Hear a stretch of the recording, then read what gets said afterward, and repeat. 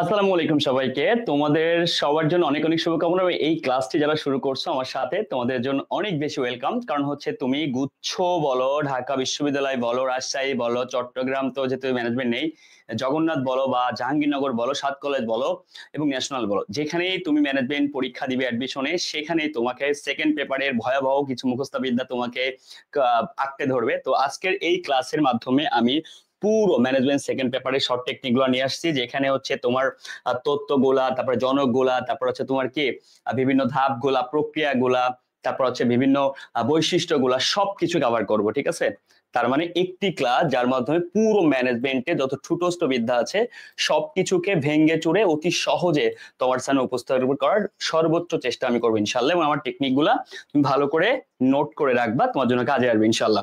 প্রথমে দেখো, আমাদের দ্বিতীয় পত্রের প্রথম অধ্যায় 6M নামে একটা জানি আমরা, এখান থেকে এমসিকিউ আসছে, ঠিক আছে? দিয়ে 6M এর বহির্ভূত কোনটি? বহির্ভূত মানে কি? বাইরে। আর এর জনককে টেরিয়ান ফ্র্যাঙ্কলিন আমরা জানি। আর 6M থেকে কি আছে? প্রবর্তক। আর হচ্ছে ভাইয়া এর 6 এর মধ্যে নয় কোনটি, ঠিক আছে? এরকম থাকে প্রশ্ন। বহির্ভূত কোনটি, ঠিক আছে? করার টেকনিকটা হচ্ছে, জরিনা বাজার থেকে, জরিনা কে ছিল? জরিনা হচ্ছিল মানিকের বেস্ট ফ্রেন্ড। তো হচ্ছিল ভাইয়া মানিকের কি বার্থডে, তো বার্থডেতে রাত 12টার সময় গিয়েছে দোকানে কি কিনতে? গিফট কিনতে। বার্থডে তো বাজারে তো আসলে এই রাত 12টার সময় কোনো গিফটই পাওয়া যায় না। তাহলে কি পাওয়া যায়? লোহালক্কর যন্ত্রপাতি, এগুলো যা সামনে পেয়েছে তা ভুলভাল করে কিনে চলে আসছে ঘুমের ঘরে। তো এই যে জরিনা এত রাত্রে কি করছে? বাজার থেকে কি করে? অর্থ দিয়ে। তাহলে জরিনা, ওকে, বাজার থেকে, কোথা থেকে? বাজার থেকে অর্থ দিয়ে তার মানিকের জন্য বিভিন্ন পদ্ধতিতে কি কিনলো? যন্ত্রপাতি ও মালামাল কিনলো। হ্যাঁ, কেন? কারণ ওই যে রাত 12টার সময় কোনোভাবে সে বার্থডে কোনো গিফট পায়নি, যন্ত্রপাতির মালামাল পেয়েছে তার মানিকে জন্য গিফট, ওকে, বেস্ট ফ্রেন্ডের জন্য। তাহলে জরিনা বাজার থেকে অর্থ দিয়ে তার মালিকের জন্য কি কিনলো? যন্ত্রপাতি মালামাল কিনলো। জরিনা বাজার থেকে কি দিয়ে? অর্থ দিয়ে। কার জন্য? তার মালিকের জন্য। কি কিনলো? যন্ত্রপাতি মালামাল কিনলো। জরিনা একটি নাম, তাই বলা হচ্ছে ম্যান। ম্যান। বাজার একটি কি? Market, okay fine. অর্থ মানে কি? মানি, ওকে ফাইন। তোর মানিক বাদ। দেন মেথড মানে কি? পদ্ধতি। মেশিন মানে হচ্ছে যন্ত্রপাতি। আর মালামাল মানে কি? ম্যাটেরিয়ালস, ওকে হ্যাঁ। তাহলে জরিনা বাজার থেকে অর্থ দিয়ে তার মালিকের জন্য যন্ত্রপাতি মালামাল কিনলো বিভিন্ন পদ্ধতিতে আর কি। 6M একটা গল্প, সেই গল্পটা মাথায় রাখলে অনেক সময় তোমার এখান থেকে ছোট করে মিস্টেক হয়, সেই মিস্টেকগুলো ইনশাল্লাহ হবে না, ঠিক আছে? আশা করতেছি তুমি ভালো করে মাথায় রাখবে। এর জনক হচ্ছে টেরিয়ান ফ্র্যাঙ্কলিন। এবার কিছু প্রবর্তকের নাম দেখতে পাচ্ছ, এগুলো আমি আগের থেকে মুখস্থ করাবো না, বাট আমি বলছি আবার পুরো ম্যানেজমেন্ট বইয়ের যেগুলো মুখস্থ বিদ্যার আইটেম তোমাকে দাগিয়ে দিব, তোমাকে শর্ট টেকনিক দিব এবং তোমাকে বাদ দিয়ে দিব যে কোনগুলো লাগবে না, ঠিক আছে? এখান থেকে যেমন ফ্রেডি কুইন্সলার টেইলারের কি আসে আমি জাস্ট প্রথমে একটু বলে দিব। এ বৈজ্ঞানিক ব্যবস্থাপনার জনক, যেহেতু বৈজ্ঞান কথাটা আছে ভালো করে শোনো। এ আছে কি? আধুনিক ব্যবস্থাপনার জনক, ঠিক আছে, এবং প্রশাসনিক তত্ত্বের জনক। ক্লিয়ার? ওকে, আসো। এর নীতি কয়টি? 14টি। এর নীতি কয়টি? 4টি। মানে বাদ যাবে কি? তোমার হচ্ছে এক বাদ যাবে বাম পাশ থেকে। এবার আসো, খুব গুরুত্বপূর্ণ। তাহলে এ হচ্ছে বৈজ্ঞানিক ব্যবস্থাপনার জনক। তাহলে এইখানে দুইটা বই আছে, এই যে একটা বই, এই একটা বই, দুইটা বইয়ের মাধ্যমে এখানে জেনারেল অ্যান্ড ইন্ডাস্ট্রিয়াল কি আছে ভাইয়া? ম্যানেজমেন্ট। এখানে সাইন্টিফিক। তো এই দুটা বই সবচেয়ে বেশি আসে। সাইন্টিফিক মানে বিজ্ঞান, এর নামের সাথে বিজ্ঞান আছে, দ্যাটস মিন এ হচ্ছে বৈজ্ঞানিক ব্যবস্থাপনার জনক। এবং এই বইটা হচ্ছে কার? F.W. টেলরের, okay. System general and industrial management, okay, administration management অনেক সময় নাম থাকে এরকম, মানে এক কথায় ভাই এই যে জেনারেল মানে কি? সাধারণ, মানে সাধারণ নাম বলছে। অ্যান্ড ইন্ডাস্ট্রিয়াল ম্যানেজমেন্ট এই যে কথাটা বলেছে। তারপর একটা হচ্ছে অ্যাডমিনিস্ট্রেশন ম্যানেজমেন্টের ব্যাপারে কথা বলা হয়েছে, সে যে অ্যাডমিনিস্ট্রেশন মানে প্রশাসন, এটা আমরা আসলে পারতাম। এবার আসো ইম্পর্টেন্ট শপ ম্যানেজমেন্ট, ওকে। শপ ম্যানেজমেন্ট খুব গুরুত্বপূর্ণ শহরের শপ ম্যানেজমেন্ট এর জনককে F.W. টেইলর। এটা পরীক্ষায় প্রশ্ন আসে কিন্তু, হ্যাঁ। আসো, এই তিনটা বই থেকে প্রশ্ন আসে। দায়িত্ব কর্তব্য থেকে সুষম বন্টন, মানে দায়িত্ব আর কাজকে, কাজ এবং কি কাজের কর্তৃত্বকে, এটা পরীক্ষা আসে। পার্থমূল ফুরান মজুরি থেকে পরীক্ষা আসে। এই জনককে F.W. টেইলর, ওকে। কার্যভিত্তিক সংগঠনের জনককে F.W. টেইলর। এবং কার্যভিত্তিক সংগঠনে যে ফান্ডামেন্টাল অফ ফোরম্যানশিপ, ওকে, ফান্ডামেন্টাল ফোরম্যানশিপ, এটাও তোমার কি? এই F.W. টেইলর হচ্ছে এর কি? জনক, ওকে ভাইয়া। শিল্পের কার্যগুলি 6 ভাগে ভাগ করেছে এবং ব্যবস্থাপনার কার্যগুলিকে 5 ভাগে। এইগুলো আমরা টেকনিকের মাধ্যমে শিখবো ইনশাআল্লাহ, হ্যাঁ। আমি তোমাকে দাগাই দিলাম কি কি পড়তে হবে, যেভাবে তুমি বই থেকে পড়ছো আমি তোমাকে গতানুগতিক ভাবে দাগাই দিলাম, ওকে। আসো, তো বেশিরভাগ আমরা টেকনিকে পড়ে ফেলবো ইনশাআল্লাহ। আসো, এই যে রবার্ট ওয়েন কি? আধুনিক শ্রমিক ব্যবস্থার জনক, ওকে ফাইন। হ্যারিংটন এমারসন, ব্যবসা, এটা পরীক্ষায় আসে। ব্যবস্থার কাজ হলে সর্বজনীন বিশ্বাস করতে নাকি? Oliver Sheldon, okay fine. Clear? এই যে দাগাই দিচ্ছি আমি শর্ট টেকনিক কিন্তু শিখাবো। আসো, এবার আসো প্রথমে বলি ব্যবস্থাপনার কার্যাবলী কি কি, এখান থেকে কি এমসিকিউ হবে, নিচে কোনটি ব্যবস্থাপনার কার্যাবলী, কোনটি কার্যাবলী নয়, কথা ক্লিয়ার? ক্লিয়ার। তাহলে এখান থেকে খুব ভালো করে শিখো 1 2 3 4, ওকে ফাইন, 5, এই 5টি সাধারণত কি আমরা দেখি, ওকে ফাইন, আমরা এই 5টি সাধারণত দেখি। যেই 5টি কি জানো, যেই 5টি ভালো করে শুনবে কিন্তু, যেই 5টি হেনরি ফেউলের কি দেখবা, হেনরি ফেউলের ব্যবস্থাপনার কার্যাবলী কয়টি? 5টি। তাই প্রথম কথা, হেনরি ফেউলের ব্যবস্থাপনার কার্যাবলী কয়টি? 5টি। এবার বাদ দাও ওই টপিকস, ব্যবস্থাপনা মূল যে কার্যাবলী এর মধ্যে এই নেতৃত্বের মধ্যে 1 2 3টা আছে। তাহলে পরীক্ষা প্রশ্ন আসবে নাম্বার 1, নিচেই কোনটি নেতৃত্বের অংশ? 1 2 3, এই তিনটে থেকে এমসিকিউ আসবে। এবং নিচেই কোনটি ব্যবস্থাপনা ক্রম? তাহলে ক্রম বললে এটা 1 2 3 4, এই 4 নম্বরে পরে এটা দিলেও অ্যান্সার হবে, কারণ এই নেতৃত্বের মধ্যে এই তিনটা জিনিস আছে। আরেকটা হতে পারে নেতৃত্ব তোমার না দিয়ে দিতে পারে এই কয়টা। ক্লিয়ার? তো টোটালি তুমি আমাকে বলো তো 1 2 3 4 5 6 7 8, 8টি নাকি 7টি? দেখো তো ভাইয়া 1 2 3, এইটা দিলাম না, দিলাম এই 3টা, 3 6 7, তাহলে ব্যবস্থা কার্যাবলী কয়টি? 7টি। দেখতে পাচ্ছ? টোটালি যদি আমি নেতৃত্ব না দিই পুরোটাই লিখি, ওকে ভাইয়া ক্লিয়ার? আবার শর্টও লিখতে পারি, আবার নেতৃত্বের মধ্যে এই 3টে এরকম এমসিকিউ আসবে।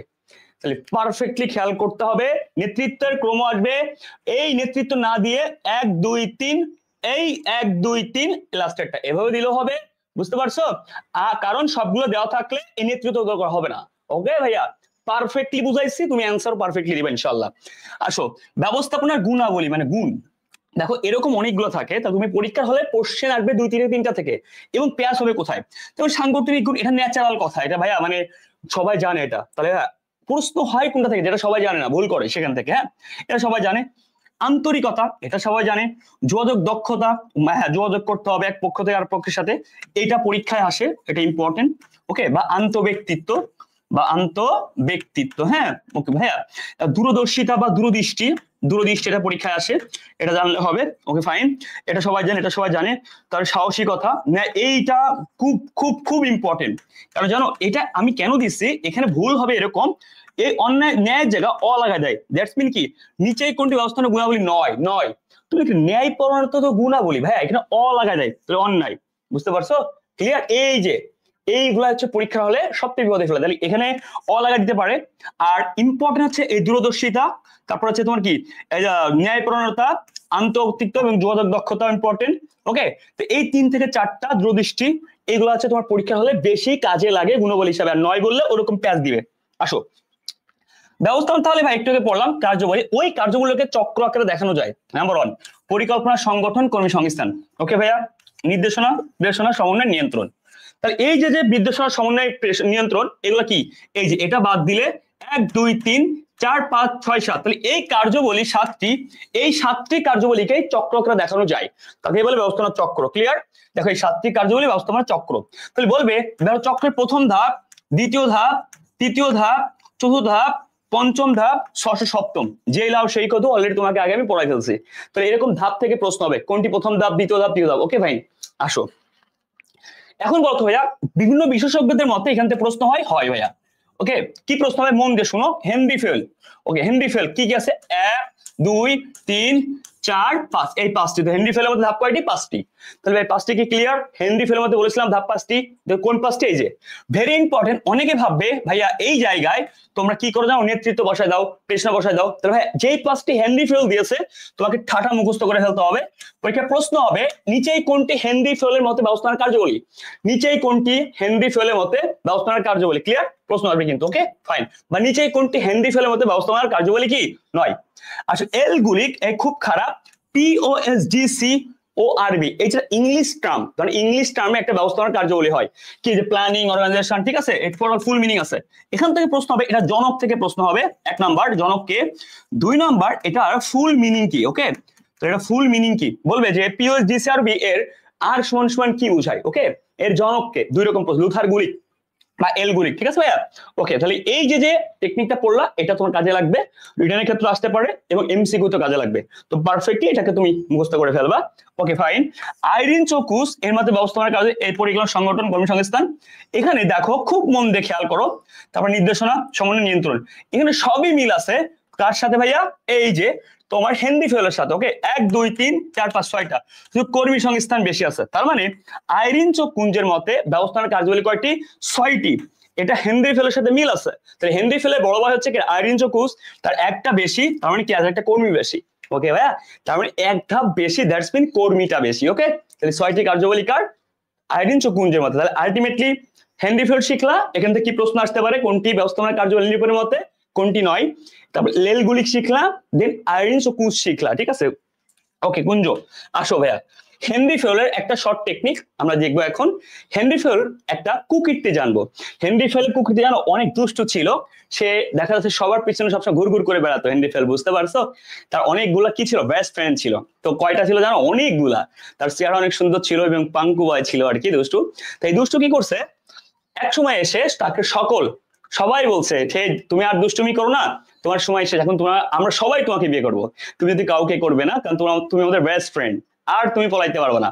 এখন সবাই দলের মানুষ বা তার গোষ্ঠীর মানুষ, রাজ্যের মানুষ একসাথে বসে হেনরিকে বলছে, হেনরি তুমি তো এরকম দুষ্টামি করো, তোমাকে এখন সবাই বিয়ে করবে। হেনরি এখন বাধ্য হয়েছে বিয়ে করতে, আর দুষ্টামির সুযোগ নেই, পলানোর সুযোগ নেই।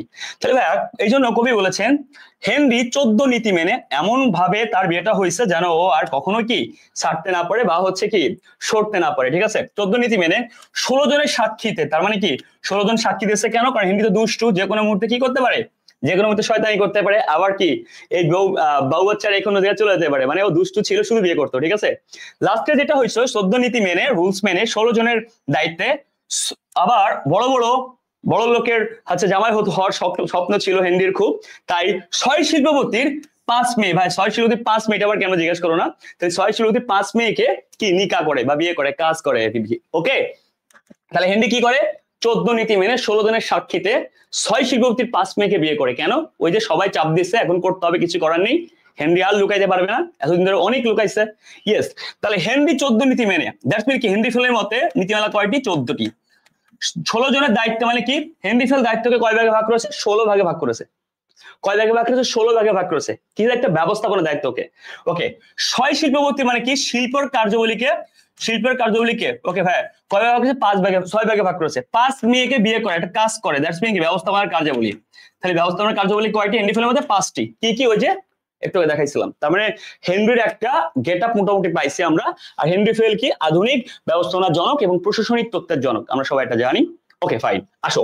তারপরে ভাইয়া দেখো এই যে ডিসক্রিপশন দেওয়া আছে। ওকে, আর চার নীতিকার টেইলরের। ওকে, টেইলর নাম লিখতে কয়টা ওয়ার্ড লাগে? 1 2 3 4, তার তুমি 4টা নীতি। ওকে ভাইয়া, এভাবে মনে রাখতে পারো।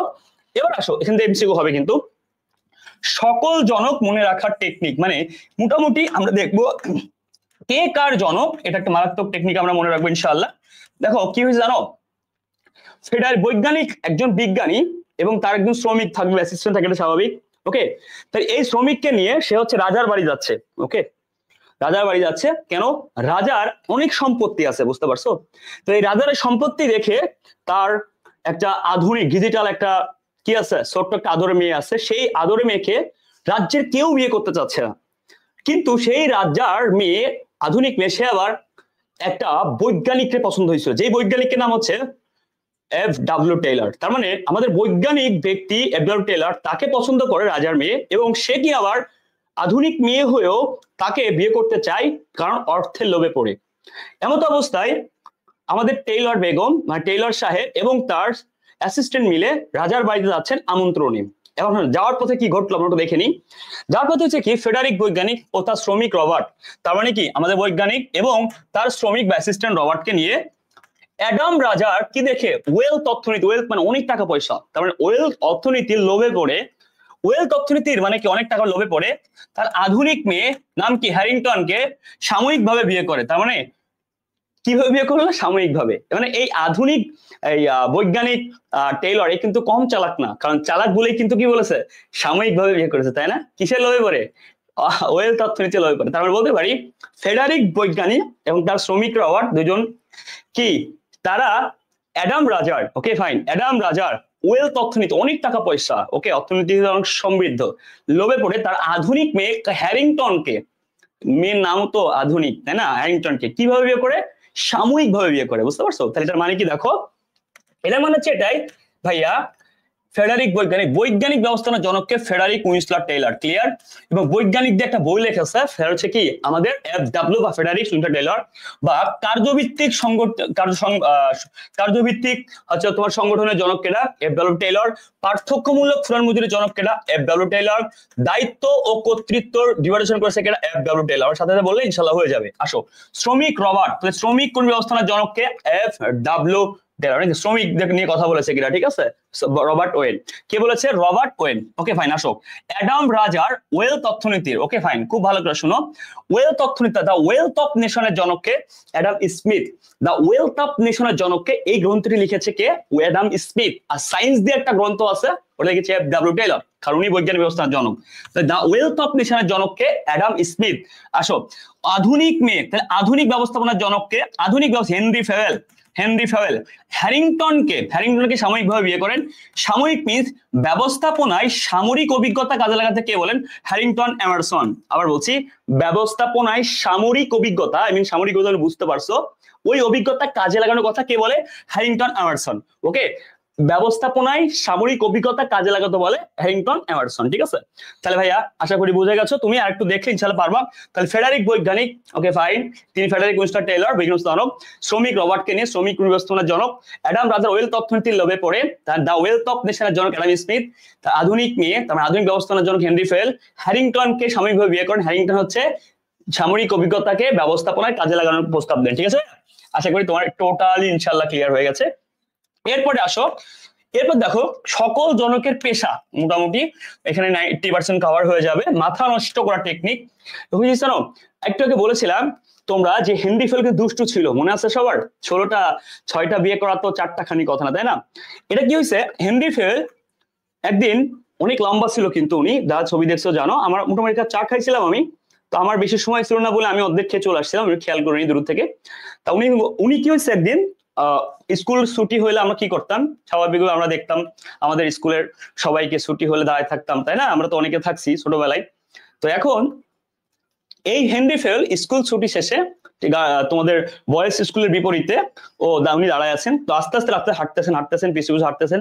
তো উনি তো লম্বা মানুষ, উনি মোটামুটি ওনার সামনে উনি যে আল্লাহর বান্দাকে দেখতেছেন, তিনি তাকে দেখে আর পুরো একদম অজ্ঞান হয়ে একটা পুকুর, নলকূপের মধ্যে পড়ে গেছে আর কি, বুঝতে পারছো? মানে উনি টোটালি ওনার লাইফে কখনো এরকম আল্লাহর সৃষ্টির সৌন্দর্য দেখেনি, তো এই জন্য উনি দেখে টাসকি খেয়ে গেছে। ঠিক আছে, এই জন্য খনি, মানে তেলের খনির মধ্যে পড়ে গেছে, ওখানে একটা পুরানো খনি ছিল, ঠিক আছে, স্তূপের মধ্যে পড়ে গেছে, উনি খেয়াল করেনি। এখন ওর মধ্যে পুরো হাবুডুবু খাচ্ছে, এবং প্রচুর পরিমাণে ওখানে জীবাণু, তারপরে অনিত্র তেল, তারপর ওখানে মানে কেরোসিন সব মিলে উনার খাইছে, ঠিক আছে, এবং উনার অবস্থা খুবই খারাপ, হাউমা করে চিল্লাচ্ছে, এবং কিছু খাওয়ার পরে দেন ওখান থেকে উঠানো হয়েছে। উঠানোর পরে ওনার ডাক্তারের কাছে নেওয়া হলো, দেন দেখলো যে ওনার মাইগ্রেন অনেক প্রবলেম হয়ে গেছে। ঠিক আছে, তো এই যে দুষ্টামি গুলা করার কারণে ওনার এরকম সমস্যা হয়েছে, তোমরা মনে অনেকে জানো। আচ্ছা, তাহলে কি হয়েছিল? রবার্ট সাহেব, ওকে, শিল্পপতি রবার্ট, মানে সে একজন শিল্পপতি নামে একজন ব্যক্তি ছিল রবার্ট। সেই ব্যক্তি কি হয়েছে, তার খুব ভালো করে শোনো, সে হচ্ছে রবার্ট, এবং তার একজন মেকানিক ছিল। সেই মেকানিক, ওকে, ও মেকানিক টেইলর, তার মানে মেকানিক টেইলর এখানে আছে, তেলের খনি হতে ফেওয়েলকে উদ্ধার করে। কাকে উদ্ধার করে? ফেওয়েলকে উদ্ধার করে। ওকে, তেলের খনি থেকে, কারণ যে বললাম না পড়ে গেল নিচে, উদ্ধার করে মনোবিজ্ঞানী আলফ্রেডের কাছে পাঠায়। তাহলে মনোবিজ্ঞানী কার কাছে পাঠায়? আলফ্রেড, ওই মাইগ্রেনের প্রবলেম। তাহলে আসলে একটু দেখি কি বলেছে এখানে। প্রথম কথা, শিল্পপতি রবার্ট পেশা জীবনে কি ছিল? শিল্পপতি। মেকানিক টেইলর, এখানে টেইলর হবে, তাহলে FW টেইলর তিনি ছিল পেশা জীবনে মেকানিক ছিল। ওকে, FW টেইলর পেশা কি ছিল ভাইয়া? মেকানিক ছিল। তারপরে হচ্ছে তেলের খনি হতে, তার মানে কি? তেলের খনি হতে, তার মানে খনিও প্রকৌশলী ছিল কেডা? হেনরি ফেওয়েল।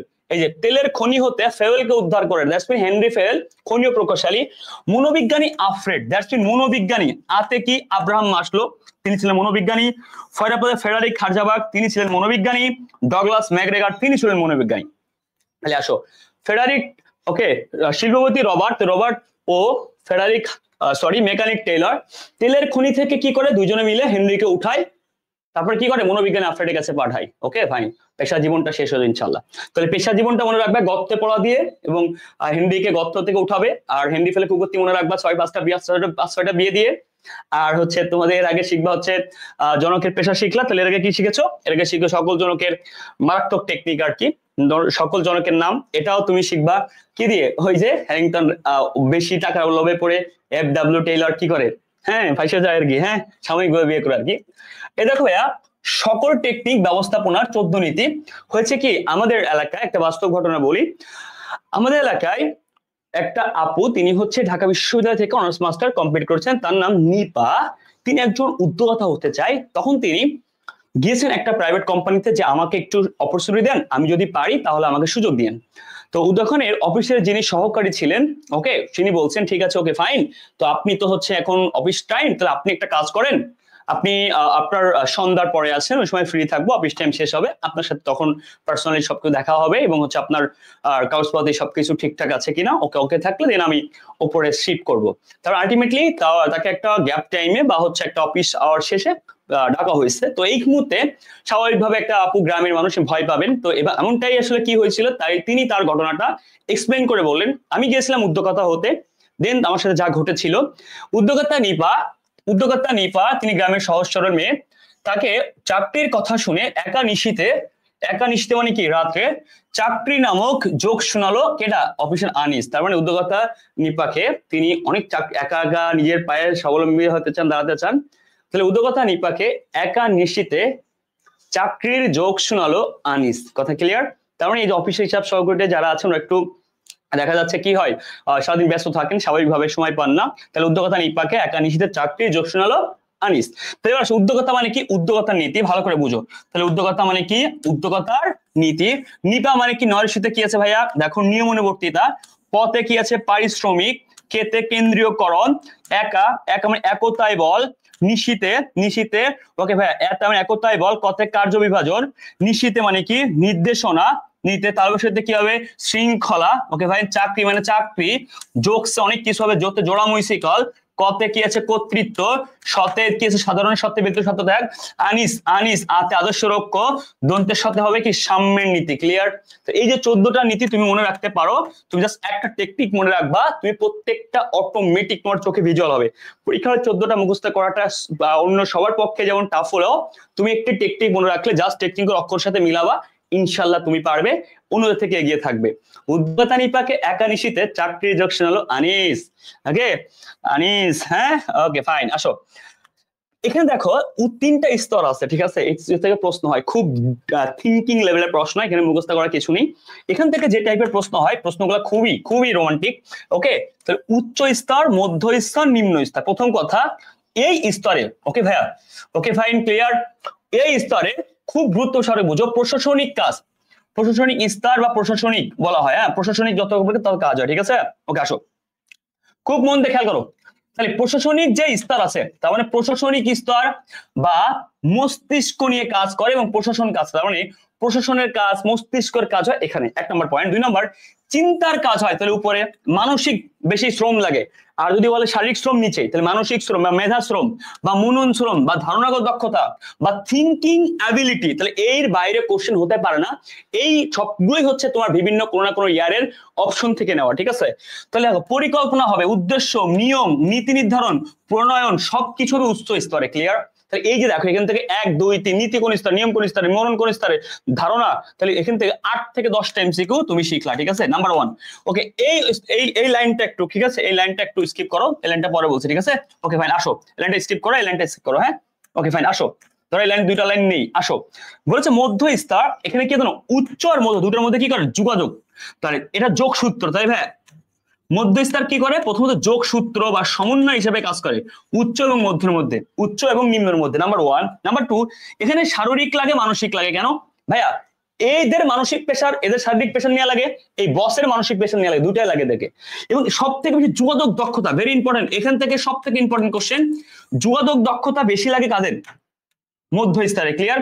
যোগাযোগ সবচেয়ে বেশি লাগে আন্তঃব্যক্তিত্ব বা যোগাযোগ, মানুষের সাথে মিশা বা মানবীয়। ভাই মানবীয় মানে কি জানো, মানুষের সাথে মিশতে পারা, কথা বলা, মানুষকে কনভিন্স করা, নট লাইক দ্যাট যে চিন্তাশীল কাজ। এই যে যেগুলো বোঝাচ্ছে এগুলোতে ঝামেলা হয়, তাই এবং এখান থেকে প্রশ্ন আসে। ব্যবস্থাপনা স্তর, ব্যবস্থাপনাকে চোখ এবং ব্যবস্থাপনা, ব্যবস্থাপনা, এই ব্যবস্থাপনা সম্পর্কে আমি তোমাকে পড়াবো। ওকে, ক্লিয়ার? এই যে কোনটা চোখ কোনটা বাহু এখানে ভুল আছে, তো এগুলো আমি সব পড়াবো, এই লাইন স্কিপ করো। আসো আসো ভালো করে শোনো, লাইন স্কিপ করো, আমি তোমাকে পারফেক্টলি এটা প্রত্যেকটা ক্লিয়ার করবো। দেখো সুপারভাইজন সারি বা মাঠ পর্যায়ের সারি, ভেরি ইম্পর্টেন্ট, মাঠ পর্যায়ে। Okay clear? এবার আসো প্রয়োগিক ব্যবস্থাপক, কারণ ভাইয়া এখানে প্রয়োগিক ব্যবস্থাপক দ্যাটস মিন যারা প্রয়োগ করে, ওকে, নীতি নির্ধারণ সবকিছু কি প্রয়োগ করে।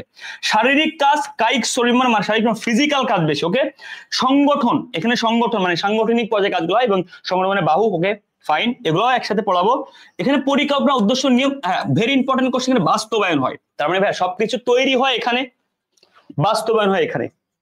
ওকে, আর সমন্বয় হয় বা যোগসূত্র হিসেবে কাজ করে এরা, এরা যোগাযোগ রক্ষা করে, এবং আন্তঃব্যক্তিক দক্ষতা সব থেকে বেশি দরকার এদের।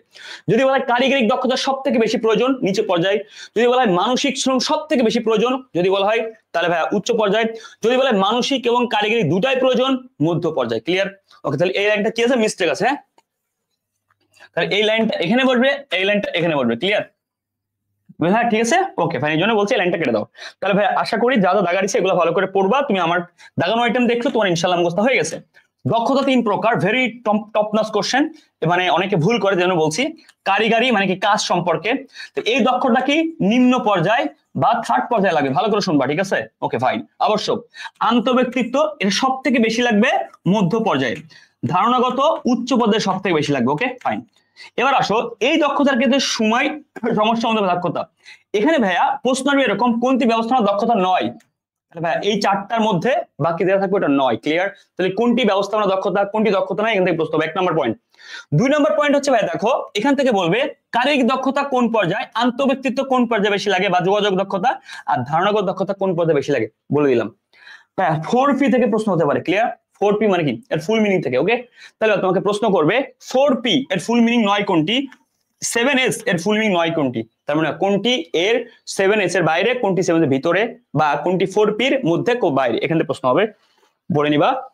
দেখো উত্তম পরিকল্পনার বৈশিষ্ট্য, ভাই উত্তম পরিকল্পনা মানে পারফেক্ট হতে হবে, খুব ভালো। ভাইয়া এখন হয়েছে কি, একটা সত্য কথা বলি, আমাদের কলেজ লাইফে একজন হয়েছে কি, নমনী নামে একটা আপু ছিল, ওকে সবাই ওনারকে পছন্দ করতো আর কি, থিঙ্কিং পজিটিভ। তো আমিও মোটামুটি আপুকে পছন্দ করতাম। তো কোনো এক টিফিনে না খেয়ে নিজেকে খালি পেটে তার আপুর পাশে দাঁড়িয়ে ভয় ভয় কণ্ঠ নিয়ে বলেছিলাম, আপু ওকে ফাইন, আপনি ভালো আছেন, আপনার সাথে কিছু কথা বলতে চাই। তো বললো যে আসলে আপনি কি বলেন, আমি বুঝেছি, আমি আপনার সিনিয়র হই, মাইন্ডেড। তো এখন হচ্ছে কি পুরো কলেজের সবাই আপুর সাথে কথা বলার পাগল ছিল। তো এমন অবস্থায় আমার বন্ধু, সে হচ্ছে কি সুভাষ, সে হচ্ছে কথা না বলে চিঠি লিখলো, কারণ সবাই যেহেতু কথা বলে রিজেক্ট।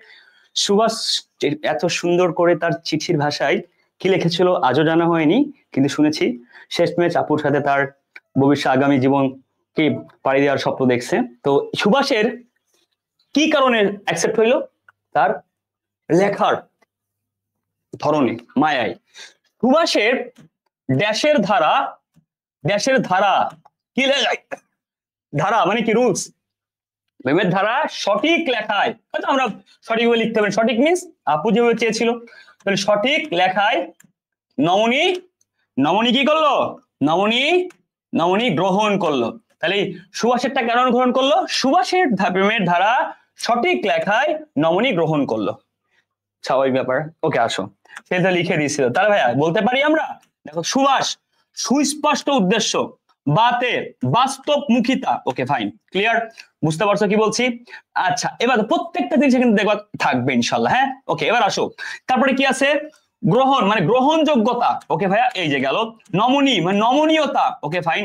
লেখায় মানে কি লিখিত, লিখিত এখানে আছে, লিখিত নাই, তো লিখিত হবে। ওকে লিখিত, এই যে লেখা মানে সঠিক মানে কি সঠিক পথ নির্দেশনা, ধারা মানে কি ধারাবাহিকতা। ক্লিয়ার?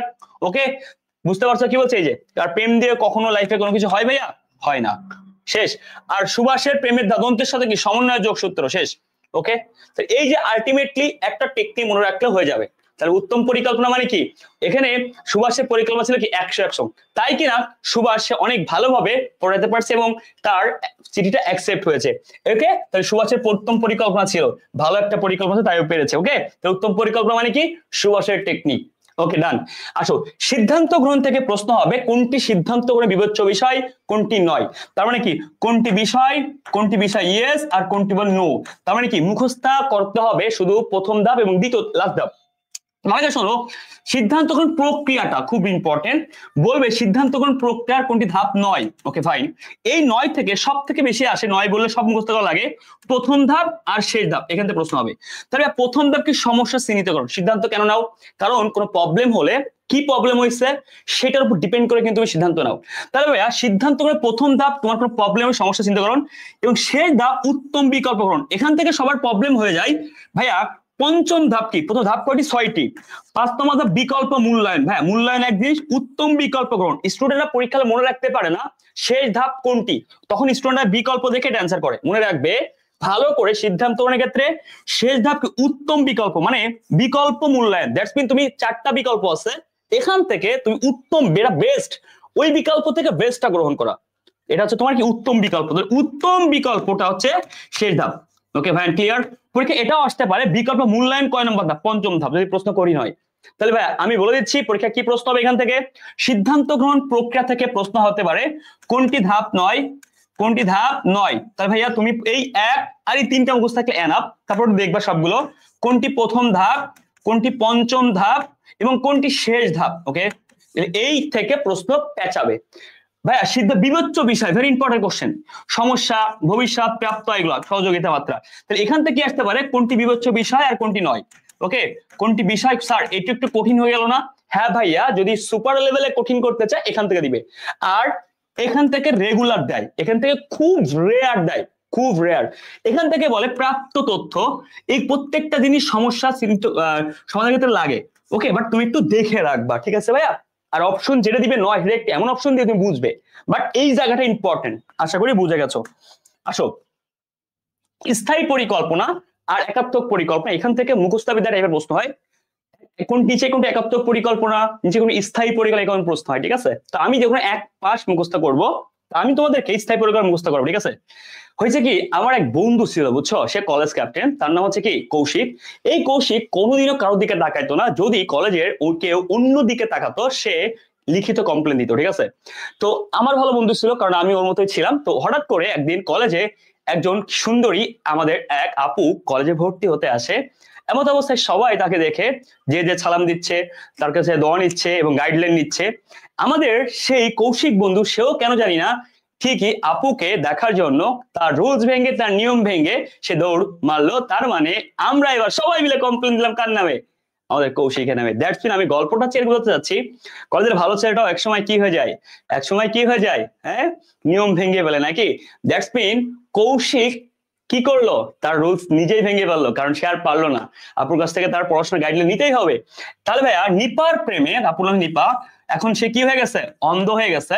ওই যে রুলস মারে যে কৌশিক, যে কৌশিক কি নীতিবান কৌশিক, কলেজে নালিশ করে দেয় স্যারদের কাছে, ও খুব রুলসমান ব্যক্তি না, নীতিবান ব্যক্তি না, ও এখন অন্ধ হয়ে গেছে, বুঝতে পারছো? তাহলে আপুর কত ক্যারিশমা।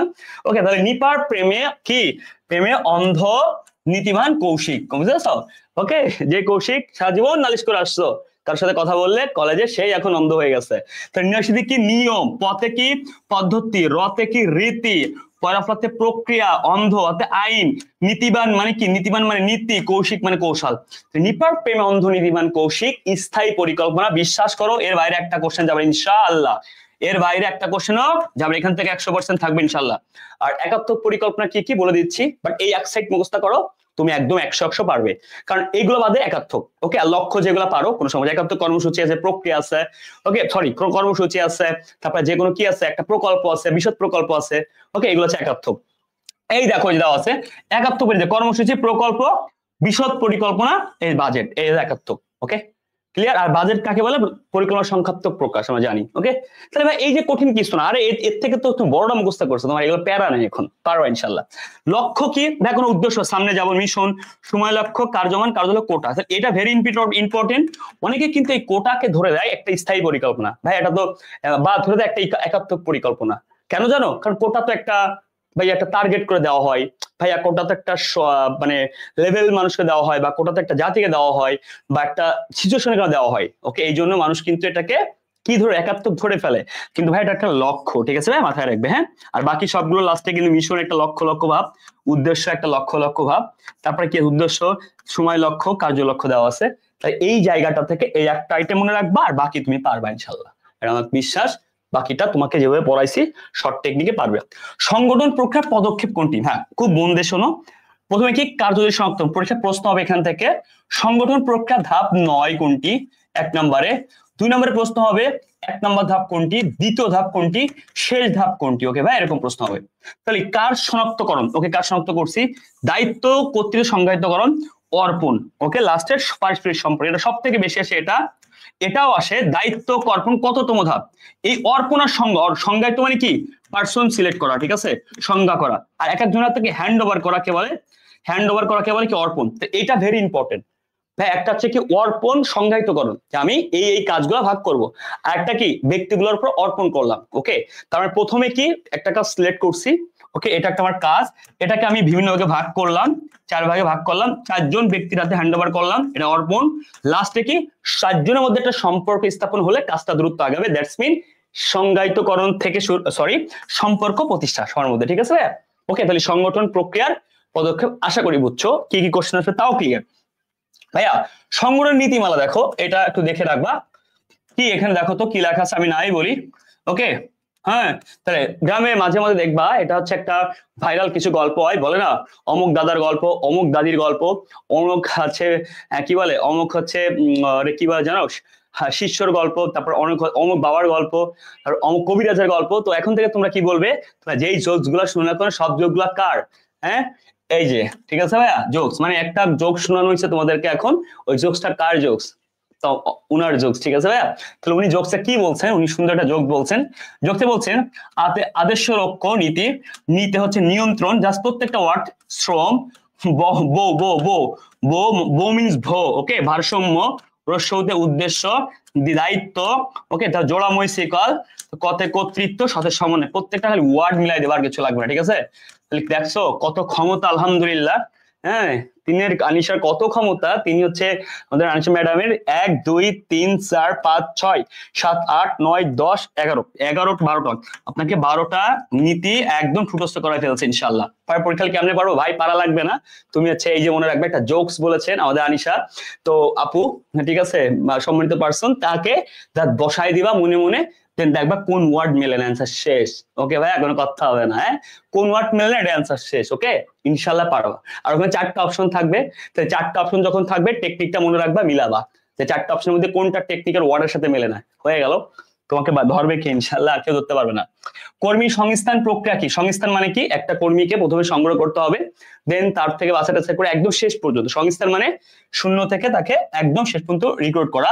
প্রথমে কর্মী সংগ্রহ, ধরো আমি 10 জন কর্মী সংগ্রহ করে আনলাম, এখান থেকে কর্মী আমি 4 জন রাখলাম, বাকি 6 জনকে বাদ দিলাম, তাকে কর্মী নির্বাচন, এবং এখান থেকে কর্মীগুলাকে এই 4 জনকে নিয়োগ করলাম, প্রতিষ্ঠানের জন্য প্রশিক্ষণ দিলাম। দ্যাটস মিন কি হইলো, কর্মী সংগ্রহ। এই সংগ্রহে আবার কিছু প্রসেস আছে, এই নির্বাচনের কিছু প্রসেস আছে, এই প্রশিক্ষণ আবার কিছু পদ্ধতি আছে। তাহলে পুরোটাই কর্মী সংস্থাপনের উপর নির্ভর।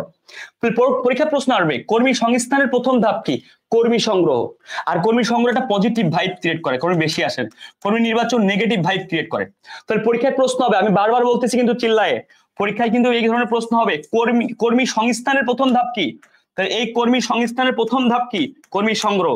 আবার বলবে কর্মী সংগ্রহের প্রথম ধাপ কি, পড়াচ্ছে একটু পরে, হ্যাঁ, কর্মী সংগ্রহের প্রথম ধাপ কি, ওকে, কর্মী সংস্থানের দ্বিতীয় ধাপ কি, কর্মী নির্বাচন।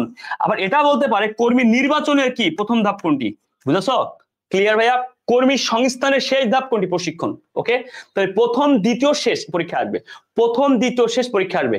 আবার এইগুলার ধাপ আছে, এইগুলার ধাপ আছে, এইগুলা প্রকারভেদ আছে, এইগুলোর থেকে পরীক্ষা আসবে। আসো আগাই, দেখো কর্মী নির্বাচনের পদক্ষেপ পাইছো, কর্মী নির্বাচনের পদক্ষেপ এই যে, প্রথমে কি আছে, আবেদন গ্রহণ ও বাছাই, তারপরে কি প্রথম ধাপ, লাস্টে চূড়ান্ত নির্বাচন, এটা কি শেষ ধাপ। তাহলে কর্মী নির্বাচনের প্রথম ধাপ আর শেষ ধাপ পরীক্ষা আসে। তাহলে ভাই কথা কি ক্লিয়ার, কর্মী নির্বাচনের ক্ষেত্রে তার আবেদনটা নিব, সব দেখে শুনে তাকে চূড়ান্ত নির্বাচন করব, এটা হচ্ছে শেষ ধাপ। তাহলে কর্মী নির্বাচনের ধাপ ক্লিয়ার। এবার পড়বো আমরা কর্মী সংগ্রহের ধাপ আর কর্মীর প্রশিক্ষণের প্রকারভেদ, আশা করি ক্লিয়ার। আসো ভাইয়া, বলেছে কি এখানে, কর্মী প্রশিক্ষণ আছে, দেখো আগে তারপরে বলতেছি। কর্মী প্রশিক্ষণ আর কর্মী সংগ্রহ হচ্ছে 2 প্রকার, একটা হচ্ছে অভ্যন্তরীণ বাহ্যিক, ওটা পরে পড়তেছি। প্রশিক্ষণ 2 প্রকার, very very top notch question, এখান থেকে প্রশ্ন হবে, হ্যাঁ, আমি আবার বলছি very very very very important, হ্যাঁ, একটা হচ্ছে কাজের ভিতরে প্রশিক্ষণ, কাজের ভিতর মানে কি কাজ দিয়ে, মানে কাজ রিলেটেড, মানে কাজকর্ম থাকবে, ঠিক আছে। আর একটা হচ্ছে কাজের বাইরে, মানে কোনো কাজকর্ম থাকবে না, এখানে কি ওই গল্প আড্ডা আড্ডা এগুলা, কোনো কিছু লার্নিং থাকবে না। তো লার্নিং বেস যাকে বলে ওয়ান দা জব, ইংলিশ টার্মটা ইম্পর্টেন্ট। আর যেটা লার্নিং নাই ওয়াক দা জব। ওকে, লার্নিং কি, তুমি যখন কোনো কিছু শিখো তাকে শিক্ষানবিদ বলে, তুমি যখন কোনো কিছু শিখো প্রফেশনাল বলে, কোচিং এ আমরা শিখতে যাই, তুমি যখন কোনো কিছু পথ পরিবর্তন করো, আজকে আমি টিচার আছি, কালকে আমি চললাম প্রভাষকে, আর তুমি আজকে স্টুডেন্ট আছো, কালকে তুমি হচ্ছে টিউশনির পড়া থেকে তুমি হচ্ছে টিচার, এই যে পথ পরিবর্তন হচ্ছে, এখানে তোমার শিক্ষণীয় বিষয় আছে। লাস্ট দেখো প্রদর্শন বা পর্যবেক্ষণ, তুমি একটা জিনিস পর্যবেক্ষণ করতেছো, না শিখে না দিয়ে তোমার কাজই করতেছো। অ্যাটলিস্ট তুমি যে একটা মানুষ গল্প করতেছো বা একটা মানুষ হাঁটতেছে হা খাচ্ছে, তাকে তো পর্যবেক্ষণ করবে না। যখন একটা মানুষ কাজ করতেছে, কাজটা ঠিক মতো হচ্ছে কিনা তাকে পর্যবেক্ষণ বা তদারকি করতেছো। প্রদর্শন মানে ওই যে বললাম না, দেখাশোনা করা। ওকে, প্রফেশনাল কোনোদিন শিখা, কোনোদিন কেউ শিখতেছে করতেছে, তাকে দেখাশোনা করা, এটা একটু ভেরি ইম্পর্টেন্ট। তাহলে ভাইয়া অন দা জব মানে কাজের ভিতরে, কাজের মাধ্যমে, প্রশিক্ষণের সাথে কাজ থাকবে। কি কি ভাইয়া? শিক্ষানবিশ প্রশিক্ষণ, পথ পরিবর্তন, পথে প্রবেশনা, কোচিং মানে যারা কোচিং মানে শিখতে যায়, পথে পর্যবেক্ষণ। তাহলে বাংলা ভাষায় যদি তোমাকে বলে দিই ভাইয়া, খুব মন দিয়ে খেয়াল করো, এখানে অনেক স্টুডেন্ট ভুল করে কিন্তু। কাজের বাইরে দেখো তো বক্তৃতা, ভাই কাজটা আলোচনা, সব ফালতু, সব ফালতু। খুবই গুরুত্বপূর্ণ, কাজের মাধ্যমে প্রশিক্ষণ থেকে প্রশ্ন এক সাইড মুখস্থ করবে। প দিয়ে যা শুরু হয় তা হচ্ছে কি কাজের মাধ্যমে প্রশিক্ষণ। দেখো, পথে প্রবেশনা, পথে পর্যবেক্ষণ, পথে প্রদর্শন, এখানে কোনোটা প নেই। তাহলে প দিয়ে শুরু হলে সেটা হচ্ছে কি কাজের ভিতরে প্রশিক্ষণ। আর শিক্ষানবিশ তুমি আমি সবাই জানি এটা কাজ রিলেটেড কাজ হয়। আর কোচিং এও আমরা কি করি? কোচিং এও আমরা কাজ করি, শিখি। ভাইয়া তাহলে মুখস্থ করা লাগবে। জাহিদ ভাইয়ের টেকনিক ফলো করবে, এটা তোর মুখস্থ করার চাপ 90% কমে যাবে ইনশাআল্লাহ, ঠিক আছে ভাইয়া? তাহলে এইগুলো লাগবে না। কেন? তুই একটা পাস শিখছো, অন দা জব বা কাজের ভিতর প্রশিক্ষণ শিখছস, বাকিটা অটো পারবি, অটো। কারণ এখান থেকে বলবে কোনটি কাজের ভিতরে প্রশিক্ষণ, কোনটি কাজের ভিতরে প্রশিক্ষণ নয়, কোনটি কাজের বাইরে প্রশিক্ষণ, কোনটি বাইরে প্রশিক্ষণ নাই। অন সাইড জানলে অটো অন সাইড আনসার। আসো, কর্মী সংগ্রহ কয়টি? একটা অভ্যন্তরীণ ইন্টারনাল, আর একটা বাহ্যিক অথবা এক্সটার্নাল। খুবই গুরুত্বপূর্ণ, সহকারে বুঝো। ইন্টারনাল মানে কি? প্রতিষ্ঠানের ভিতর থেকে নেওয়া হয়েছে। বলে কোনটি অভ্যন্তরীণ উৎস, কোনটি বাহ্যিক উৎস। তাহলে আমরা যেমন ওয়ান সাইড মুখস্থ করবো, আমরা অন সাইড বুঝে নিব। দেখো, পদোন্নতি মানে প্রতিষ্ঠানের ভিতর থেকে নেওয়া হয়, নিজ পর্যায়ে উচ্চ পর্যায়ে। বদলি মানে কি? প্রতিষ্ঠানের ভিতর থেকে একটি ডিপার্টমেন্ট থেকে আরেকটি ডিপার্টমেন্টে বদলি করা হয়েছে, তো এটা কি বদলি করে, তাহলে প্রতিষ্ঠানের ভিতরে হয় এটা। পদায়ন মানে কি? উচ্চ পর্যায় থেকে নিচু পর্যায়ে নেওয়া হয়েছে। ধরো ম্যানেজারের লোক লাগবে বা সেলস ম্যানে লাগবে, ম্যানেজার একটা বেয়াদবি করছে বা অন্যায় করছে, ওকে আমি নিজ পদে নিয়ে আসলাম, তাহলে এটা হচ্ছে পদায়ন। আসলে নিয়োজিত কর্মী সুপারিশ, যারা প্রতিষ্ঠানে ইনস্ট্যান্ট নিয়োজিত আছে ওদেরকে ধারা কারো কাছে নিয়ে আসলাম, এটা জানি। শ্রমিক একই। পদাবন্নতি মানে এটা প্রায় এক, পদাবন্নতি আর হচ্ছে তোমার পদায়ন, ব্যাপারটা প্রায় এক। তার মানে আলটিমেটলি প্রত্যেকটা প্রতিষ্ঠানের ভিতরে ঘটে। তাহলে প্রতিষ্ঠানের ভিতরে যেই কাজগুলো এগুলো, এই যে তুমি এগুলো 100% পারো, বুঝে ইনশাল্লাহ বুঝাই দিচ্ছি, তাহলে তোমার বাকি প্রবলেম কি? বাকি প্রবলেম কিচ্ছু না, তুমি বাকিটা ইনশাল্লাহ পারবে। কেন ভাই? দেখো, বিজ্ঞাপন বাইরে, যা শিক্ষা প্রতিষ্ঠান, পেশাগত চাকরি, সব বাইরের ব্যাপার। তো এইগুলার গুলি মারি, এই অন সাইট এনাফ তোমার শিক্ষার জন্য। ওকে ভাইয়া, ডান। আশা করি তুমি এখানে অবশ্যই মনে রাখতে পারো, এগুলো কঠিন কিছু না। তাহলে একটা ভিতরে একটা বাইরে। এবার আসো মোস্ট ইম্পর্টেন্ট খেলা, এখানে অনেকে মিস করে এই জায়গা, অনেকে ভুল করে, এই যে অনেকে স্কিপ করে। ভাইয়া অভ্যন্তরীণ উৎসের কিছু সুবিধা অসুবিধা আছে। স্যার আপনি এগুলো আগে বলবেন না স্যার, এইগুলা পরীক্ষার হলে যখন প্রশ্ন কঠিন হয় তখন আসে। বাহ্যিকের মধ্যে সুবিধা অসুবিধা আছে, আচ্ছা বুঝে বুঝে পড়ি। আচ্ছা, যখন অভ্যন্তরীণ থেকে নেওয়া হবে তখন স্বাভাবিকভাবে কি বিজ্ঞাপন খরচ, প্রতিষ্ঠানের বিভিন্ন থার্ড পার্টি করে বেঁচে যাবে। কিন্তু প্রতিষ্ঠানের ভিতরে যদি তুমি নাও, তোমার নতুন কোনো কর্মী আসবে না। আসো, কি কি হবে? প্রথমে দেখো সুবিধা কি কি। প্রাতিষ্ঠানিক সম্পর্ক উন্নয়ন, স্বাভাবিক ব্যাপার। প্রতিষ্ঠানের ভিতরে কাউরে যদি তুমি পদোন্নতি দাও বা কোথাও থেকে কর্মী সংগ্রহ করো, প্রতিষ্ঠানের সবার সম্পর্কে এর ভালো থাকবে। মনোবল বাড়বে, কর্মীদের কাজের আগ্রহ বাড়বে, যে আজকে আমি নিচু পর্যায়ে আছি, ভালো কাজ করলে কালকে উনার মতো আমাকে উঁচু পর্যায়ে দিবে, কাজের সন্তুষ্টি এবং মনোবল বাড়বে। শ্রমিক ঘূর্ণায়মতা হ্রাস, মানে শ্রমিক ঘূর্ণায়ত মানে কি? কেউ চাকরি ছেড়ে চলে যাবে না, কারণ সবাই দেখতেছে প্রতিষ্ঠানের ভিতর থেকে কি মানুষকে নেওয়া হচ্ছে উচ্চ পর্যায়ে, তখন মানুষের একটা পজিটিভ ধারণা সৃষ্টি হয়। আসো, অসুবিধা কি হবে? শূন্য পদ সৃষ্টি। ভাই তুমি ধরো এই বিক্রয় ব্যবস্থাপক থেকে একজনের ম্যানেজার বসাইলা, ম্যানেজার সেটা, কিন্তু বিক্রয় ব্যবস্থাপক কিন্তু কি ভাইয়া ফিল আপ হয়নি। এই জন্য প্রতিষ্ঠান উচ্চ পদ কম খালি হয়, নিচু পদ বেশি খালি হয়, কারণ নিচুর পদে মানুষকে উচ্চ পদে পাঠানো হয়। বুঝতে পারছো? তাহলে কেন? আসল খেলা ক্লিয়ার? আশা করি বুঝেছো যে কেন নিচু পদ বেশি খালি হয়। নতুন মেধার প্রবেশ রোধ, যদি তুমি বাইরের থেকে একটি কি তাহলে তোমার নতুন মেধা যুক্ত, কিন্তু এটা রোধ পাইছে, কমে গেছে, এটা অসুবিধা। তাহলে পরীক্ষা প্রশ্ন আসবে কোন নিচেই কোনটি অভ্যন্তরীণ পক্ষ থেকে বা অভ্যন্তরীণ উৎস থেকে অভ্যন্তরীণ উৎস থেকে কর্মী সংগ্রহ করলে অসুবিধা, এটা কি হচ্ছে নতুন মেধারস পাই, তারপরে শূন্যপদ সৃষ্টি, এটা অসুবিধা। তাহলে চিন্তা ও উদ্যমী স্তর নতুন ক্লাস, তাহলে এই একটা সেট মুখস্থ করলে হবে। জি ভাইয়া, কেন ওয়ান সাইড, কেন ওয়ান সাইড টার্গেট করে পড়ো, এই সাইড অটো পারবো, অটো অটো। এই দেখো বুঝাই যাবে তুমি বাইরের থেকে কি করলে কি হবে, এগুলো মাথায় ঢুকায় ওরা, ভিতরে সাইড টিটটা করো, এটা অটো পারবা। কেন, যেমন যে কোনো এক সাইড পারলে এক সাইড অ্যান্সার করা যাও যাও ইনশাল্লাহ। হ্যাঁ, তাহলে ওয়ান সাইডটা ভালো করে দেখবা, সুবিধা অসুবিধাটা, ঠিক আছে ভাইয়া? একদম ইজি, ব্রেন খাটায় পড়ো, একজন কর্মী হয়ে চিন্তা করো, পারবে ইনশাল্লাহ।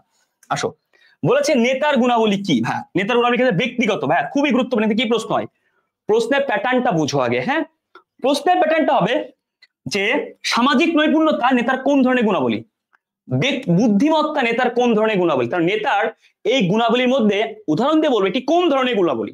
দেখো তো ভাইয়া, আমি তোমাকে যেগুলো প্রশ্ন সেগুলো দেখা দিব, যা বলবো ইনশাল্লাহ আসবে। দেখো তো, বুদ্ধিমত্তা তাহলে কি, বুদ্ধি তার নিজের, ব্যক্তিগত কোন ব্যবহার তার নিজের, সে শিক্ষিত কিনা, সে দৈহিক কিনা, সামর্থ্য তার নিজের গুণাবলী। তাহলে এগুলা পরীক্ষায় ব্যক্তিগত গুণাবলী হিসেবে দেখানো হয়। তাহলে পরীক্ষায় আসার মতো হচ্ছে এই দেখো, এই যে ব্যক্তি, দৈহিক সামর্থ্য, শিক্ষিত, বুদ্ধিমত্তাটা আসতে পারে। ওকে ভাই, ক্লিয়ার? সেই ব্যক্তির ব্যক্তিত্ব কেমন, এটা ব্যক্তিগত আসতে পারে। Okay fine, clear? তার সামর্থ্য কেমন, এটাও আসতে পারে। আসো, তাহলে মানসিক, দেখো মানসিক মানে তার মন মানসিকতা, সততা কিনা, তার মন কি সৎ নাকি সৎ না, সে আত্মবিশ্বাস কিনা, তার মন কি বলে, প্রজ্ঞা দূরদৃষ্টি মানে বাকি না, সৃজনশীলতা কিনা। এই সব থেকে গুরুত্বপূর্ণ হচ্ছে এখান থেকে প্রশ্ন আসার মতো এই 2 নাম্বারটা। হ্যাঁ, মানসিক গুণাবলী সব থেকে ইম্পর্টেন্ট, যেগুলো তার মনের সাথে, তার মানসিক আত্মবিশ্বাস, রেসপেক্ট, তারপর হচ্ছে তার দূরদৃষ্টি, তার সৃজনশীলতা, ঝুঁকি গ্রহণের মানসিকতা। ওকে ওকে ফাইন, ক্লিয়ার? ওকে, আসো এখন আসো ঝুঁকি গ্রহণের মানসিকতা বা রিস্ক নেওয়ার ক্ষমতা। পেশাগত কি, তার যে পরিবর্তনগুলো হবে, এর লাগে না, এটা বাদ দাও, এর কোনো দরকার নেই, ঠিক আছে ভাইয়া? তাহলে এইটা সব থেকে ভেরি ভেরি ইম্পর্টেন্ট। হ্যাঁ, ওকে ফাইন, আসো, সব থেকে ভেরি ইম্পর্টেন্ট উত্তম নির্দেশনা বৈশিষ্ট্য, ভেরি ভেরি ইম্পর্টেন্ট উত্তম নির্দেশনা বৈশিষ্ট্য। তার আগে এটা দেখো, প্রশাসন কার সাথে কাজ করে, মস্তিষ্কের সাথে কাজ করে, ব্যবস্থাপনা চোখ, এটা আগেও পড়েছিলাম, তখন বলেছিলাম যে পরে ইন ডিটেলস পড়াবো, মনে আছে? তখন এই লাইন দিয়েও তোমাকে আমি কেটে দিতে বলছিলাম যে ভাইয়া তোমাকে আমি এরপরে এটা একটা পড়াবো। ভাই দেখো, নির্দেশনা কি সাথে কাজ করে, হৃৎপিণ্ড, মানে হৃৎপিণ্ডের সাথে কাজ করে আমাদের মানুষের দেহ। যোগাযোগ, মানুষের প্রাণ, কারণ যোগাযোগ না থাকলে, বলে না তোর সাথে আমার যোগাযোগ না থাকলে আমি মরে যাই। হ্যাঁ, সংগঠন, একটা বাহু, এটা টোটালটাকে ধরে রাখে। তাহলে অ্যাসমিন ভাইয়া, এই যে তোমার একটা মানুষের বডি ল্যাঙ্গুয়েজ মানুষের সাথে তুলনা করা হয়েছে, প্রত্যেকটা সেক্টর প্রত্যেকটার সাথে তুলনা করে দেখো মিলে যায়, বুঝতে পারছো? এগুলো থেকে প্রশ্ন হবে। উত্তম নির্দেশনা বৈশিষ্ট্য, এখানে অনেক কিছু দেওয়া আছে। উত্তম নির্দেশনা বৈশিষ্ট্য ক্ষেত্রে দেখো, এই যে কি আছে, উত্তম যৌক্তিকতা। ভাইয়া আমি তোমাকে যা দিব মার্ক পে, এগুলো পড়বা, যেগুলো বুঝাই দিব এগুলো বুঝবা। তাহলে নির্দেশনা কি পারফেক্ট হতে, তাহলে একটা নির্দেশনা কি হতে হবে, লিখিত হতে হয়। কারণ লিখিত হলে কি হবে, লিখিত হলে ভালো করে বুঝবে একটা মানুষ, ঠিক আছে, নির্দেশনাটা। ওকে, সহজবদ্ধ হতে হবে, কারণ সহজ মানে পূর্ণাঙ্গ হতে হবে, যৌক্তিক কথা থাকতে হবে। যদি বলা যায় এখন চাঁদে জমি নিতে হবে আমাকে, এর নির্দেশ দাও, পারবে না। নিরাপদ, সময় নিয়মানুবর্তিতা, ফলাফল বিবেচনা, ধারাবাহিকতা হতে হবে। দেখো, এইখান থেকে সব থেকে ইম্পর্টেন্ট এই দাগানোগুলো, নাম্বার 1। নাম্বার 2, প্রশ্নের প্যাচটা কেমন থাকে, প্যাচ বলে দিলে তুমি বাকিটা পারবা। বলে উত্তম নির্দেশনা বৈশিষ্ট্য নয়, এই যৌক্তিকতার আগে অ লাগা দেবে, বুঝতে পারছো? এই নিয়মানুবর্তিতার আগে অ লাগা দেবে। ওকে, ক্লিয়ার? এই লিখিত আগে অ লাগা দেবে, এর আগে একটা অ লাগা দেবে। ওকে, বুঝতে পারছো কি বলছি? তাহলে এই যে অ লাগাই দিয়ে ঝামেলাটা করবে যে কোনটি কি নয়, কোনটি বৈশিষ্ট্য নয়। তাহলে তুমি তো যৌক্তিকতা আছে, কিন্তু অযৌক্তিক হবে যে লাগাই দিছে। তো দ্যাট মিন তুমি ভালো যৌক্তিকতা, অ্যান্সার, পূর্ণাঙ্গতা সব তুমি কি চিনো, জানো, বাট অপশনে ঝামেলা করে নতুন কোন অপশন দিলে ওরা জানে তুমি ভুল করবে না, কিন্তু আস্তে ওয়াটা লাগাই দিলেই তুমি আসলে ভাই ভুল করে ফেলবে। তাই এগুলো একটু সিরিয়াসলি দেখবা, বাকিগুলো তুমি পারো, আমিও জানি এটা। ধরো প্রশ্ন 2 প্রকার, একটা আর্থিক প্রশ্ন, একটা অনার্থিক প্রশ্ন। যেই প্রশ্নের সাথে টাকার সম্পর্ক, আর্থিক অনার্থিক।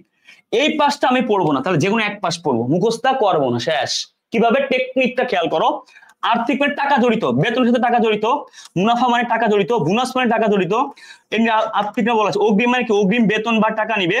বাসস্থানের বাসস্থান ভাড়া, বাসস্থান বলতে টাকা লাগে ভাইয়া। ওকে ভাই, বাংলা ভাষায় মানি যেই কাজটা টাকা ধারা সমাধানযোগ্য বা টাকা রিলেটেড। ওকে, পরিবহন করতে টাকা লাগে, চিকিৎসা দিতে টাকা লাগে, পদোন্নতি হলে টাকা বেশি পাবে, ওভারটাইম মজুরির টাকা বেশি পাবে, পুরস্কার গিফট, এটা একটা ভালো কোশ্চেন। পুরস্কার মানে কি, পুরস্কার মানে হচ্ছে কি, একটা কিছু কি উইদাউট মানিতে পুরস্কার হয়, টাকা দিয়ে তো কিছু কিনে দিতে হবে, তাহলে অর্থ রিলেটেড।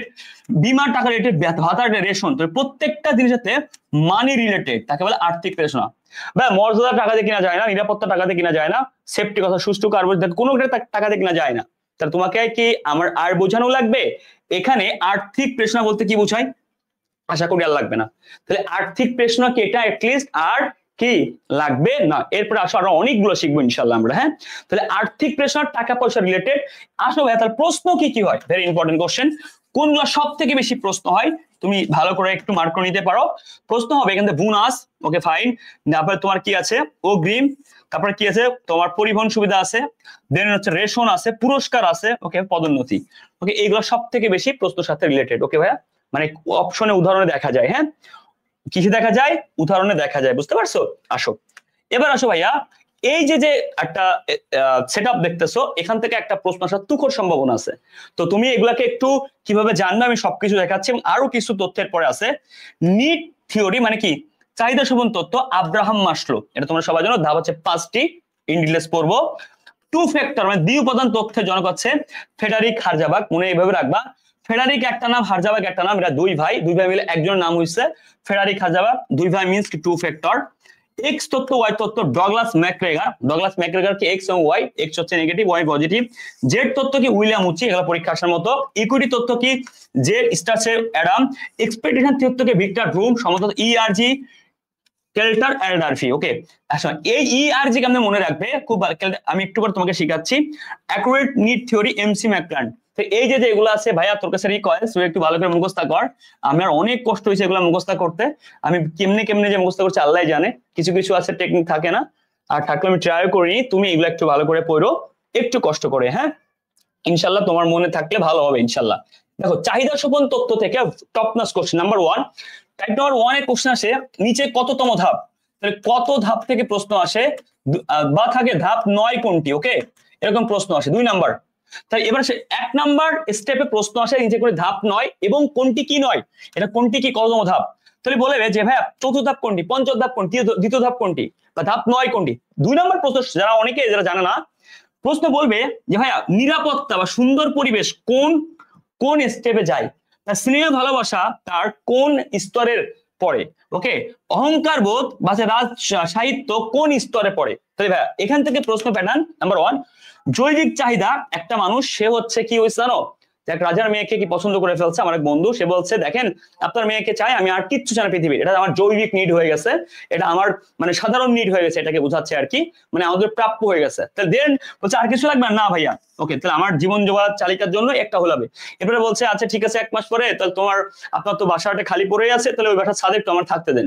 ওকে দাম খাইতে দিলাম, খাইতে থাকতে দিলাম। আচ্ছা ঠিক আছে আপনার এলাকায় যখন থাকতেছি সমাজে একটু আমাকে দোকান টোকান করে দেন, আমি একটুতে বসতে পারি, আর একটু আমাকে ব্যবসা বাণিজ্য বাড়াই দেন, যাতে আমি কি আরো তৃপ্তি সহকারে চলতে পারি, মরে গেলে যেন আমি একটা বড় কিছু করতে পারি, একটা বড় একটা প্রতিষ্ঠান ধরাই দেন। এই যে খাইতে দিলে শুতে দেওয়ার মতো, তাহলে কি জৈবিক নিরাপত্তা, মাঝখানে মনে করেন সামাজিক, আর সমাজের মানুষ কোথায় থাকে মাঝখানে, মানে তোমার সাথে কি আমার একটা বন্ধুত্ব, মাঝখানে সমাজের মানুষ ব্যাধা, দ্যাটস মিন কি এখানেও সমাজ মাঝখানে, তাহলে মাঝখানে মানে 3 নাম্বার। এবার তুমি বলো নিজেই পারবে, আমার পাখির সোনা পাখিরা সমাজের মানুষ থাকে মাঝখানে, এখানে সমাজ মাঝখানে, প্রথমে কি জৈবিক, এর নিরাপত্তা, এর মাঝখানে সমাজ, এরপর বাকি দুটোকে আত্মতৃপ্তি, প্রতিষ্ঠা। প্রতিষ্ঠা মানে লাস্টে, ওকে প্রতিষ্ঠা মানে লাস্টে, মরে যাওয়ার সময়, একদম শেষ সময়ে। তাহলে এই যে 5টা ধাপ ভুল হবে আর ইনশাআল্লাহ হবে না। তোকে প্রশ্ন আসবে চাকরির স্থায়িত্ব মানে সেফটি চাইছে, ভবিষ্যৎ নিরাপত্তা, সুন্দর পরিবেশ। ওকে ফাইন, ওকে মানে ভাতে ভবিষ্যতের জন্য কি একটা ডিপিএস স্কিম কর্মীদের, এটা কি ভাইয়া নিরাপত্তা চাহিদার মধ্যে পড়ে, বুঝছো। স্নেহ ভালোবাসা সমাজ থেকে পাই, যশ সুনাম সুখ্যাতি, তারপরে প্রতিপত্তি, এই সবকিছু আত্মতৃপ্তি। পরীক্ষায় প্রশ্ন আসবে যে যশ সুনাম সুখ্যাতি এগুলা কি, এগুলো হচ্ছে আত্মতৃপ্তির মধ্যে পড়ে। এগুলো মাস্টার চাহিদা সুপন তত্ত্বের কোন স্তরে যাবে, আত্মতৃপ্তি। দেখো শিল্প সাহিত্য মানে সে মরে গেলে সারা জীবন তাকে মনে রাখবে। রাজনীতির সমাবেশ, এই যে তার হচ্ছে অস্তিত্ব টিকায় রাখা বা তার নামে একটা আর্ট করা, এগুলো হচ্ছে আত্মপ্রতিষ্ঠা। সে নিজেকে পৃথিবীতে কি জীবিত রাখবে, তার কর্মধারা, এটাকে বলে আত্মপ্রতিষ্ঠা, বুঝেছো ভাইয়া। সে মারা যাওয়ার পরে মানুষ তার নাম বলবে, দ্যাটস কল আত্মপ্রতিষ্ঠা। ওকে ফাইন, তো আত্মপ্রতিষ্ঠা লাস্ট সময় মানুষের লাইফে একটা চাহিদা আসে। হ্যাঁ, তাহলে প্রথমে কি জৈবিক, তারপর নিরাপত্তা, তারপরে কি ভাইয়া নিরাপত্তা পরে কি আছে আত্মতৃপ্তি, সামাজিক, আত্মতৃপ্তি, আত্মপ্রতিষ্ঠা। আসো একটা জিনিস দেখতে পাচ্ছ, রক্ষণাবেক্ষণ এবং প্রেষণামূলক, খুবই গুরুত্বপূর্ণ এই টপিকটা, এত গুরুত্ব কিন্তু প্রশ্ন আসে। তাহলে ফেডারিক হার্জাবাগ বলেছিলাম, ফেডারিক এটা নাম, হার্জাবাগ দুই ভাই মিলে গেছে, যেমন 2 উপাদান তথ্য। ওকে, এখান থেকে প্রশ্ন হবে কিভাবে, মন দিয়ে শুনো। প্রথমে জনককে, এটা এর জনককে দেখে দেখো, প্রেষণামূলক রক্ষণাবেক্ষণমূলক। 2 টাইপের প্রশ্ন হয়। 1 নাম্বার, নিচে কোনটি প্রেষণামূলক উপাদানের কি উপাদান, নিচে কোনটি প্রেষণামূলক উপাদান নাম্বার 1, নিচে কোনটি প্রেষণামূলক উপাদান নয় নাম্বার 2, নিচে কোনটি রক্ষণাবেক্ষণমূলক উপাদান? নাম্বার 2, নিচে কোনটি রক্ষণাবেক্ষণমূলক উপাদান নয়? Okay fine. তাহলে কি বুঝলা? নিচে কোনটি হার্জাবাগে রক্ষণাবেক্ষণমূলক উপাদান, কোনটি নয়? দুই টাইপের প্রশ্ন, এখান থেকে দুই টাইপের প্রশ্ন। তাহলে ভাইয়া তোমাকে এবার এক সাইড মুখস্থ করলে কি হচ্ছে? হচ্ছে না। ওকে, এখন আসো, বেশিরভাগ ক্ষেত্রে এটা আসে, তো তোমাকে আমি ওয়ান সাইড মুখস্থ করাবো, এরপরে এটা। ওকে ফাইন, আসো। আচ্ছা বলো তো, রক্ষণাবেক্ষণ আর প্রেষণা, প্রেষণা মানে কি? প্রেষণা মানে হচ্ছে তোমাকে আমি এমন ভাবে কথা বললাম, তুমি আমার কথা শুনে তুমি আমার কাজ দেখে উৎসাহিত হয়ে যাও, এখানে কোনো মানি রিলেটেড না। রক্ষণাবেক্ষণ মানে কি? কি একটা জিনিসকে রক্ষণ করা, একটা ধরে রাখা, একটা জিনিসকে টেক কেয়ার করা, এখানে টাকার সম্পর্ক। বাংলা ভাষায় যেখানে কি টাকার সম্পর্ক, তার হচ্ছে রক্ষণাবেক্ষণমূলক উপাদান। ক্লিয়ার? তাহলে কি প্রতিষ্ঠানের রুলস নীতি, ভাইয়া টাকা কেন বলতে করি? দেখো, সব টাকা না, মানে দেখো বেতন মুদ্রিক টাকার সম্পর্ক, চাকরি নিরাপত্তা মানে সেফটি কি হবে ইন ফিউচারে, ঠিক আছে, এটা কর্মীরা কি ভোগে, ওকে ডিপিএস করে দাও বা একটা কিছু জমা দাও। তত্ত্বাবধানের পদমর্যাদা, পদমর্যাদা মানে কি যত উপর পর্যায়ে বোঝায়, কার্য পরিবেশ সেটা আসে না, কাজের সত্ত্বে। এবার দেখো টাকার অপশন গেল, টাকার অপশনের সাথে কি আছে, আরো কিছু জড়িত আছে, কাজের ধরনের শ্রম ব্যবস্থা, এই টুকটাক টুকটাক, তো টাকার জিনিসও থাকবে, রুলস রেগুলেশন এইগুলোও থাকবে। তাহলে আলটিমেটলি এইটাকে হালকা জানো, এটা বাদ দাও, ধরো এটা নাই, এটা পরীক্ষা বেশি একটা আসে না, এইটা সুপার ভাবে শিখো। তাহলে যে কোনো একটা সুপার ভাবে শিখবা আর বাকিগুলা আইডিয়া নিবা। তো সুপার ভাবে কি দেখো, সাফল্য, স্বীকৃতি, সমৃদ্ধি, উন্নতি, দায়িত্ব, অগ্রগতি। দেখো তো এখানে কি আছে, একটা টেকনিক বলা আছে। আমরা ছোটবেলা শিখছি না, সদা সত্য পথে অগ্রসর হই, সদা সত্য কথা বলি, সদা সত্য কথা বলি, সদা সত্য পথে অগ্রসর হই, এটা আমাদের লাইফের একটা মূল তন্ত্র। সতে হচ্ছে কি সাফল্য, দতে হচ্ছে দায়িত্ব, সতে কি স্বীকৃতি, ওকে ফাইন, পথে কি আছে পদোন্নতি, পদোন্নতি, ওকে পথে পদোন্নতি, অগ্রসর, অগ্রসর অগ্রময় অগ্রগতি বা উন্নতি বা উন্নয়ন, দন্তের সাথে কি আছে সমৃদ্ধি। এই যে টেকনিকটা পড়লাম, সদা সত্য পথে অগ্রসর হই, ওকে সদা সত্য পথে অগ্রসর হই, সদা কি সাফল্য, সাহিত্য, স্বীকৃতি, সমৃদ্ধি, পদোন্নতি সব একই। আচ্ছা ভাইয়া এটার বাইরেও দেখো তো, যে সাফল্য যে কথা, স্বীকৃতি একই কথা, মানে দুটা ব্যাপারটা কেমন জানো, একে অপরের সাথে কি মোটামুটি কি প্রায় যায়। দন্তের স দিয়ে আছে দুইটা, দেখো সাফল্য, স্বীকৃতি, মানে একে দন্তের স সব এই পাশে আছে, বুঝতে পারছো? সমৃদ্ধি, সমৃদ্ধি মানে বৃদ্ধি পাওয়া, সমৃদ্ধি যে কথা, উন্নতি সে কথা, আগানো বা বৃদ্ধি পাওয়া, স্বীকৃতি মানে কি ফলাফল, সাফল্য মানে ফলাফল করে দেখো, অগ্রগতি মানে সামনের দিকে আগায় যাওয়া, বাকি ফরওয়ার্ড করা, পুরস্কার মানে কি গিফট পাওয়া, দায়িত্ব মানে কি দায়িত্ব গ্রহণ, প্রেষণামূলক তথ্য। ক্লিয়ার? একটা কর্মী কখন প্রেষিত হয়, যখন সে দেখো সাফল্য, স্বীকৃতি, সমৃদ্ধি, সে উন্নতির সুযোগ পায়, দায়িত্ব ঘাড়ে বুঝে পায়, অগ্রগতি হয়, পুরস্কার হয়। তাহলে আলটিমেটলি এই যে সেট আপ গুলোর কারণে একজন কর্মী প্রেষিত হয়ে থাকে। ওকে ভাইয়া, তাকে এভাবে প্রেষণা দেওয়া যায়। এই টেকনিকটা মনে রাখবে, সদা সত্য পথে অগ্রসর হই। জেড তত্ত্বের বৈশিষ্ট্য, ভেরি ভেরি ইম্পর্টেন্ট, মনে রাখবা, পরীক্ষা প্রশ্ন আসবে, রিটার্নে আসতে পারে, ডাবির যারা ডাবিতে পরীক্ষা দিবে, অন্যান্য যে কোনো বিশ্ববিদ্যালয়ে আসতে পারে। নিচে কোনটি জেড তত্ত্বের বৈশিষ্ট্য নয়, বা নিচে কোনটি জেড তত্ত্বের বৈশিষ্ট্য, এরকম প্রশ্ন হবে। ঠিক আছে ভাইয়া? তো দেখো, দীর্ঘকালীন চাকরির স্থায়িত্ব, ভাইয়া চাকরির স্থায়িত্ব মানে কি, একজন কর্মী সেখানে প্রতিদিন চাকরি করে, সে কি চাইবে তার চাকরিটা চলে যাক? কখনই কি একটা মানুষ চাইবে? চায় না। তারপরে কি আছে ভাইয়া, এবং আনুষ্ঠানিক নিয়ন্ত্রণ অবশ্যই চাই, সমগ্র দলের জন্য সামগ্রিকভাবে কাজ করা, আলোচনার মাধ্যমে সিদ্ধান্ত সবাই চাই, ধীরগতি পদোন্নতি, কারণ পদোন্নতি দ্রুত দিলে ভাইয়া এটা কোয়ালিটি মেনটেন হবে না, একক দায়িত্ব। এই যে উইলিয়াম উচেসের জনক, উইলিয়াম জেড উচি এর জনক, ভাইয়া কেমনে বুঝো? উইলিয়াম জেড উচি, তাহলে উইলিয়াম জি উচি, তো দেখো উইলিয়াম জেড তত্ত্বের জনককে উইলিয়াম জি উচি, ওকে উইলিয়াম জি উচি।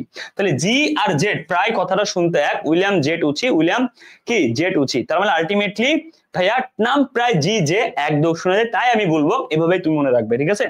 আসো, ইআরজি তথ্যের জনক কি? আগে বলছি ইআরজি ফুল মিনিং কি, এক্সিস্টেন্স রিলেটেডনেস গ্রোথ। ওকে খুব মন দিয়ে শুনো, হ্যাঁ? তাহলে পূর্ণরূপ থেকে আসতে পারে, এটা ফুল মিনিং লিখো, আসতে পারে এই জনককে কেল্টার এল্ডারফের। আচ্ছা কেমন মনে রাখবে, ইআরজি, দেখো তো এই জি আর সি দেখতে প্রায় এক, তার মানে এই ইআরজির শেষের অক্ষর আর যেই বস লিখেছে তার প্রথম অক্ষর এক হয়ে গেল। ওকে ভাই, প্রায় এক। আসো, তাই এই যে ই আর জি ক্যালকুলেটর তিনটা ভাগে ভাগ করেছে, ই আর জি তথ্যকে সে তিনটা ভাগে ভাগ করেছে। এই এক্সিস্টেন্ট মানে কি, টিকে থাকা ছাড়া। পরীক্ষা প্রশ্ন হবে, ভাই আবার বলতেছি, পরীক্ষা দুইটা ভার্সন হবে, এটার ফুল মিনিং থেকে আসবে, ভালো করে শোনো। নাম্বার 1, নাম্বার 2 বলবে এটা দিয়ে বলবে ই মানে কি, তো ই মানে এক্সিস্টেন্ট, ভাই এটা দিবে না, বলবে বাংলা ভার্সন দিবে, টিকে থাকার চাহিদা, এক্সিস্টেন্ট করে। রিলেটেডনেস মানে কি, সম্পৃক্ততা, এটার নাম এটা, কিন্তু পরীক্ষায় কিন্তু গুলাই ফেলবে। গ্রোথ মানে উন্নতি বা প্রবৃদ্ধি, বুঝতে পারছো? Okay fine. তো এই যে নামগুলা, ফুল মিনিং গুলা এবং বাংলা নামগুলো দুটো ভার্সন আসে, আশা করি তুমি বুঝছো আর প্রবলেম হবে না। প্রত্যাশা তথ্যের জনককে এক্সপেকটেশন মানে কি, আর কি আশাকাঙ্ক্ষা, ভিক্টর ভ্রুম। ওকে, ভিক্টর কি ভ্রুম ভ্রুম, ঠিক আছে। এই নামগুলো না কে রাখছিল আল্লাহ জানে। ভিক্টর ভ্রুম তার তথ্য সম্পর্কে কি হয়েছে, কর্মীরা দুইটা জিনিস দিয়েছেন, কর্মীরা যতটুকু জিনিস পরিমাণে পেতে চায় উক্ত জিনিসে কতটুকু পেতে পারে, কারণ সে যতটুকু চায় ততটুকু পেতে পারে। বাট দুটো জিনিস এতটা ইম্পর্টেন্ট না, শুধু ইম্পর্টেন্ট এটা জনককে। ওকে, এক্সপেকটেশন থিওরি জনককে। এই এক্সপেকটেশন থিওরির একটা সূত্র আছে, মোটিভেশন সমান সমান ইতে এক্সপেকটেশন গুণ আই গুণ হচ্ছে ভি। এই সূত্রটা বলবে এটা সূত্র জনককে, বা এই সূত্রের জনককে, বা এই সূত্রের ই দ্বারা কি বোঝায়। ওকে, এই সূত্রের ভি দ্বারা কি বোঝায়, এত কঠিন আসে না। বা এই সূত্রের জনক আসতে পারে এক, এই এক্সপেকটেশন থিওরির জনক আসতে পারে দুই। এই দুটো সব থেকে বেশি ইম্পর্টেন্ট। হ্যাঁ, ওকে ভাইয়া, যা ইম্পর্টেন্ট তা বললাম তোমাকে ইনশাল্লাহ। দেখো ভাই, এখানে বলা আছে মৌখিক যোগাযোগের সুবিধা কোনটি, লিখিত যোগাযোগের সুবিধা কোনটি। এগুলো আমরা অনেক সময় দেখি না, পড়ি না। আমাদের কাজ কি জানো, এই যে এক থেকে দুইটা দিনই জায়গা দিব বা তিনটা, ওটা দেখবা। তাহলে সুবিধা অনেক কিছু আছে। মৌখিক, মুখে গেলে সময় সাশ্রয় হয়, এটা আমরা সবাই জানি, নর্মাল জিনিস ভাইয়া। তাহলে কোনটা অ্যাব নর্মাল, কোনটা পরীক্ষা আসবে, এটা আমরা জায়গা দিব। ব্যয় হ্রাস, হ্যাঁ ভাইয়া, মুখে যোগাযোগ করলে ব্যয় হ্রাস হয়। পরিচিত হওয়া, মানে মুখে কথা বললে একজনকে তুমি ইমপ্রেস করতে পারো ভালো করে। নিবিড় সম্পর্ক, মানে মধুর সম্পর্ক। তাৎক্ষণিক ফলাবর্তন, তুমি বলে কেমন আছিস, হ্যাঁ দোস্ত ভালো আছি, তো চিঠি দিলে 2 দিন পরে আসবে। তাৎক্ষণিক ফলাবর্তন, ফলাবর্তন মানে কি ফিডব্যাক। ওকে, এটা হচ্ছে যোগাযোগের শেষ ধাপ, যোগাযোগ প্রক্রিয়া বা সংবাদ প্রেরণের শেষ ধাপ, ঠিক আছে। আসো, অধীনস্থদের কার্য মূল্যায়ন। ওকে, প্রণোদন, তুমি মুখে মুখে তাকে অনেক উৎসাহ করতে পারবা, এটার সাথে যাই সুবিধা। অনিশ্চিত লোকদের সাথে অযোগাযোগ, হ্যাঁ ভাইয়া, অনিশ্চিত লোক যাদের কি হবে কিনা জানতাম না, বাট মুখ আছে আলহামদুলিল্লাহ, কথা বলে পরিচয় আছে। আনুষ্ঠানিকতা পরিহার, ভাইয়া আনুষ্ঠানিকতা পরিহার বুঝতে পারছো। তাহলে আলটিমেটলি এই সুবিধাগুলা খুব ইম্পর্টেন্ট, এইটা পরীক্ষায় আসবে। ওকে ভাইয়া, ক্লিয়ার। তাৎক্ষণিক ফলাবর্তন, এটা পরীক্ষায় আসবে উদাহরণ হিসাবে। পরিচিত মানুষ ভাববে কি পরিচিত মানে অন্য কিছু বোঝায়, খারাপ কিছু, এই জন্য এটাকে অনেক ভুল করবে। ওকে, স্যার পরীক্ষা দিবে, ঠিক আছে। ওকে, প্রণোদন, এটা পরীক্ষা আসবে, ক্লিয়ার। তাহলে এই যে 4টা জিনিস দেখাইলাম, 3টা জিনিস, এই 2টা জিনিস মাথায় রাখবা, এই উদাহরণগুলা পরীক্ষা থাকে। ওকে, আসলে লিখিত করলে কি হবে, ভুল বোঝাবুঝির অবসান। Okay fine. স্থায়ী দলিল, হ্যাঁ লিখিত করলে হবে। ওকে, সমরূপতা, দীর্ঘ জটিলতা কোনো বিষয়, দীর্ঘ জটিল বিষয় যোগাযোগ। ওকে ফাইন, স্বাভাবিক। সহজ প্রচার। ওকে, অস্বীকৃতি রোধ, মানুষের অস্বীকৃতি করতে পারবে না কেউ। তাই এখানে অত অসুবিধা আছে না। দেখো তো এইগুলার যে সুবিধাগুলা, ভাইয়া দেখো এর সুবিধাগুলা যেগুলো আছে এগুলো এর অসুবিধা। তাহলে মৌখিক যোগাযোগের ক্ষেত্রে কি অস্বীকৃতি বোধের প্রবণতা আছে? জি ভাইয়া আছে, দেখতে পারছো, অস্বীকৃতির একটা অনিশ্চয়তা আছে মৌখিকের ক্ষেত্রে। ভাইয়া দেখছো, দেখো তো বাহুল্য বর্জন, তথ্যের ভুল ব্যাখ্যা রোধ। ওকে ফাইন, তাহলে এইটা very very important. Okay fine, তাহলে দেখো স্থায়ী ভেরি ভেরি ইম্পর্টেন্ট। ওকে, এটাও ভেরি ভেরি ইম্পর্টেন্ট, এটাও ভেরি ভেরি ইম্পর্টেন্ট, ক্লিয়ার। এই লিখিত যোগাযোগের ক্ষেত্রে সুবিধাগুলাই, এই ব্যাটার অসুবিধা, কারণ এই মৌখিক যোগাযোগ। ওকে, তাহলে দুইটা সাইড পড়লে 2 দুগুণে 4টা সাইড হয়ে যাবে। তো এটা ভালো করে দেখবা, এটা ভালো করে দেখবা, যা দেখা দিলাম এইগুলো থেকে ইনশাল্লাহ এমসিকিউ কমন আসবে। আসো, দেখো একটা সংবাদ যখন আমরা পাঠাই, কিভাবে পাঠাই, তাকে সংবাদটা প্রেরক একজন যে পাঠায়, সে পাঠায় একটা সংবাদ। ওই সংবাদ কিসে পাঠাবে, ফ্যাক্স, মোবাইল। ওই সংবাদ কাকে পাঠায়, প্রেরণ করাকে পাঠায়, প্রেরণ করে, ঠিক আছে, মাধ্যমে প্রেরণ করে, প্রাপক রিসিভ করে, ফলাবর্তন লাস্ট। এখানে পরীক্ষা কি প্রশ্ন হবে, শুরু হয় কাকে দিয়ে, এটা দিয়ে। ওকে ফাইন, শেষ ধাপ কোনটি, এটা যোগাযোগ প্রক্রিয়া শেষ ধাপ। পরীক্ষা প্রশ্ন এটা হবে, পরীক্ষায় প্রশ্ন হবে যোগাযোগ প্রক্রিয়া শেষ ধাপ কোনটি, ফলাবর্তন বা ফিডব্যাক। Very important question. মৌখিক যোগাযোগ কিভাবে হয়, আমরা মৌখিক যোগাযোগের পদ্ধতি সুবিধা অসুবিধা পড়ছি, বাট হয় কিভাবে, সামনাসামনি হয়, সাক্ষাৎকার হয়, সভা হয়, কনফারেন্স হয়, ভাষণ হয়, আলোচনা হয়, বক্তৃতা। দেখো দলীয় কর্মসূচিতে হয়, পরামর্শ দান হয়। Very important. স্যার পরীক্ষাতে কি আসবে, পরীক্ষাতে আসার মতো দলীয় কর্মসূচি। ওকে ফাইন, সাক্ষাৎকারে হয়, পরামর্শের মাধ্যমে হয়। Okay fine, clear. দেন তারপরে যে কনফারেন্স বা ভাষণের মাধ্যমে, বক্তৃতার মাধ্যমে হয়। এই যে মৌখিক যোগাযোগগুলো হচ্ছে, এটা কিভাবে হয়, কোন ওয়েতে হয়, এটা ইম্পর্টেন্ট। নাম্বার 2, যান্ত্রিক আসবে না, শব্দের বহির্ভূত, ভেরি ইম্পর্টেন্ট ভাইয়া। মুখব্যয়, প্রকাশ, অঙ্গভঙ্গি, স্পর্শ, শারীরিক ভাষা, দর্শন, নীরবতা, ব্যক্তিগত উপস্থিতি, এইগুলোর কারণে কি হয়, শব্দের বহির্ভূত। তাই ভাই এখান থেকে শব্দের বহির্ভূত যোগাযোগ কোনটি, মৌখিক যোগাযোগ কোনটি, এখান থেকে যোগ প্রক্রিয়ার ধাপ। ওকে, দেন এর আগে পড়ছি সুবিধা আর হচ্ছে কি মৌখিকের সুবিধা আর হচ্ছে লিখিত সুবিধা। এখান থেকে কিন্তু প্রশ্ন হবে, অনেকে গ্যাপ করে মিস করে, এগুলো একটু বিজনেস রিলেটেড যায় এবং এগুলো এখন দেওয়া ধরছে এরকম ফানি ফানি কোশ্চেন। ওকে, দেখো বলেছে নিয়ন্ত্রণের পদক্ষেপ বা ধাপ কোনটি, খুব মন দিয়ে বুঝবা। নিয়ন্ত্রণের একটা প্রক্রিয়া আছে, আমরা জানি কি কি আদর্শ মান নির্ধারণ করে, এটা পরীক্ষা আসবে। পরীক্ষা নিয়ন্ত্রণের ধাপ 9 কোনটি, তাহলে ধাপ 9 থেকে প্রশ্ন আসে 1, বা প্রক্রিয়া 9 প্রশ্ন কোনটি, প্রথম ধাপ কোনটি, শেষ ধাপ কোনটি, এর বাইরে প্রশ্ন আসলে আমি দায়ী। তাহলে প্রথম ধাপ আদর্শ মান, লাস্টের ধাপ কি, সংশোধনমূলক ব্যবস্থা গ্রহণ। ওকে ভাইয়া, ক্লিয়ার। তাহলে দ্বিতীয় ধাপ কি, প্রকৃত ফলাফল, তারপরে কি আদর্শ মান, বিস্তৃত। তাহলে ভাইয়া প্রথম ধাপ শেষ ধাপ এবং ধাপ 9 কোনটি? ওকে, এগুলো প্রশ্ন আসে। খুবই super level important short analysis. এটা কি নিয়ন্ত্রণের কৌশল।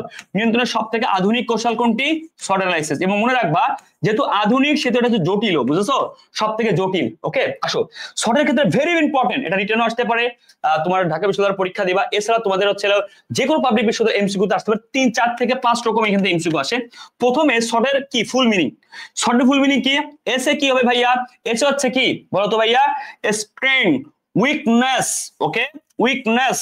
ওতে কি ভাইয়া? অপরচুনিটি, টিতে থ্রেট। এই চারটা আসো মনে রাখবা, আমি তোকে নতুন করে বোঝাচ্ছি, জাস্ট ভালো করে। Strength, weakness, opportunity, threat. এখান থেকে সব থেকে ইম্পর্টেন্ট মানে উইকনেস কি? এটা দুর্বল, ওকে, থ্রেট, থ্রেটের দুর্বল।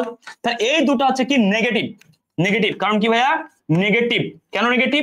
বলাই তো আছে ভাইয়া, উইকনেস আর আছে থ্রেট। এই দুটো হচ্ছে কি পজিটিভ। তাহলে ভাইয়া এই দুটো কি পজিটিভ, পজিটিভ। ওকে, এবার আসো এখানে ভাই আমাকে বলো তো, স্ট্রেংথ এটা হচ্ছে প্রতিষ্ঠানে কি ভিতরের জিনিসটা, উইকনেস, অপরচুনিটি, থ্রেট। তাহলে বলো তো আমাকে, থ্রেটটাও কি বাইরের থেকে আসে, অপরচুনিটি এটাও বাইরের থেকে আসে। তাহলে স্ট্রেংথ আর উইকনেস এই দুটা প্রতিষ্ঠানের অভ্যন্তরীণ, অভ্যন্তরীণ। ওকে, প্রতিষ্ঠান শক্তিশালী এবং দুর্বল। অপরচুনিটি মানে কি? বাইরের থেকে আসে। থ্রেট এটাও বাইরের থেকে আসে, এটা বাহ্যিক।